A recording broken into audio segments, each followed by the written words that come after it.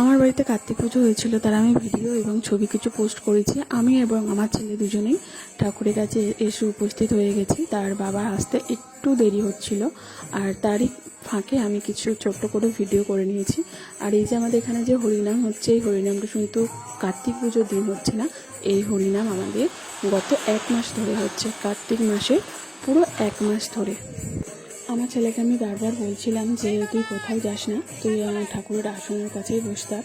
আর ঠাকুরমশাই তো ওখানে সব কিছু রেডি করে ফেলেছে, শুধু আমার বরের আসার অপেক্ষার জন্যই বসে আছি যে কখন সে আসবে, তাড়াতাড়ি পুজোতে বসবে।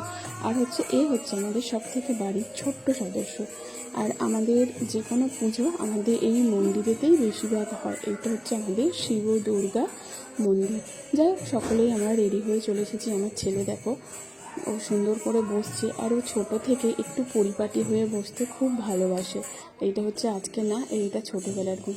আর আমি তো এখানে তো বসে পড়েছি, পিছনে আমার বাপি আছে। শুধু ওয়েট করছি যে কখন তার বাবা আসবে, মানে আমার কর্তা কখন আসবে তারই ওয়েট করছি, কখন পুজোয় বসবো।